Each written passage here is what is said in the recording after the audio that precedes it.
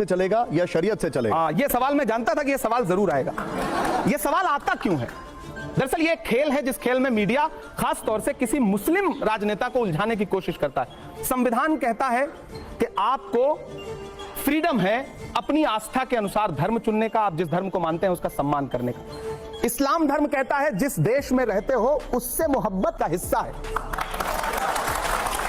ये सवाल क्यों आता है कि आपको देश ज्यादा पसंद है या इस्लाम पसंद है, या देश ज्यादा पसंद है? संविधान तो धर्म के आधार पर नहीं कहता है। अगर कोई मुझे पूछे कि आपके वालिद संविधान में लिखा है धर्मनिरपेक्षता के बारे में, नहीं, संविधान में धर्मनिरपेक्षता लिखा है तो धर्मनिरपेक्ष, मैं आप मेरे सामने अभी पूजा करिए, भजन गाइए, मैं आपका सम्मान करूंगा। मैं नमाज पढ़ूं, मैं कुरान की आयत पढ़ूं, आप मेरा सम्मान करिए। धर्मनिरपेक्षता का मतलब यह है। धर्मनिरपेक्षता का मतलब यह नहीं है, गलत तरीके से व्याख्यायित किया गया। सेकुलरिज्म का मतलब यह नहीं कि आप मेरा धर्म मानने लगे, मैं आपका धर्म मानने लगूं। हम दोनों एक दूसरे के धर्म का सम्मान करें, यह है सेकुलरिज्म। अमित शाह जी ने भी सदन के अंदर बोला, बीजेपी कहती है कि शरीयत को मानना है तो पूरा माना जाए, मुसलमान सेविंग्स अकाउंट ना खोलें, लोन ना लें, बैंक में नौकरी ना करें। वो कहते हैं कि शरीयत के क्रिमिनल लॉ को भी माने, चोरी करने पर हाथ काट दें, बलात्कार पर सिर कलम कर दें। गृह मंत्री महोदय से कहना चाहता हूं कि आप संविधान को मानते हैं तो पूरा माने, आधा अधूरा मत माने।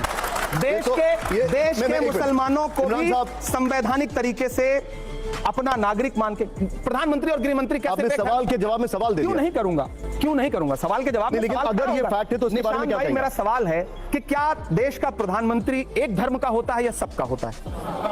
देश का गृह मंत्री एक धर्म का होता है या सबका होता है? राज्य का मुख्यमंत्री एक धर्म का होता है या सबका होता है? आपको प्रधानमंत्री जी, गृह मंत्री जी, कुछ राज्यों के मुख्यमंत्री सब धर्मों के लगते हैं, सब धर्मों के लिए समानता की बात करते हैं। मेरा सवाल है, करते हैं? देखिए ये बात वो एक मिनट इमरान साहब कभी उनसे पलट के पूछते हैं आप, गृह मंत्री जी से पूछते हैं कि जब आप खड़े होकर के आपका एक मुख्यमंत्री असम का जिस तरह की, लेकिन वो ये भी पूछते हैं कि पर्सनल लॉ सिर्फ मुसलमानों का क्यों? नहीं, हम कह रहे हैं वो उन्हीं, हिंदू कोड बिल नहीं है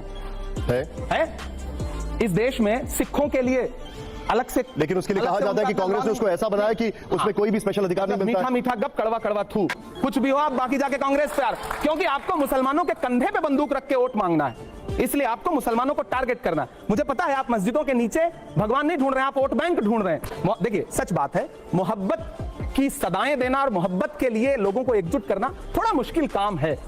नफरत के लिए आप किसी चौराहे पे खड़े हो जाइए, किसी भी धर्म के हों, आप अपने धर्म का नारा लगाना शुरू कर दीजिए, आए बाएं बकने लगिए, 100 लोग खड़े हो जाएंगे, 1000 लोग खड़े हो जाएंगे, और आप खड़े होकर के मोहब्बत की बात करना शुरू करिए, लोग कहेंगे पागल है क्या यार ये? अच्छा इमरान साहब, इस दौर में मोहब्बत की बात कर रहा है, नादान हो, इस दौर में क्या ढूंढ रहे हो तुम? जहर की शीशी में दवा ढूंढ रहे हो?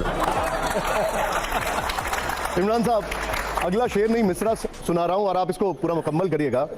ये बताइए कि कवि का इशारा किस तरफ है जब आप लिखते हैं कि गोबर को कोहिनूर बताने में रह गए? मैं संबित पात्रा की तरफ मेरा इशारा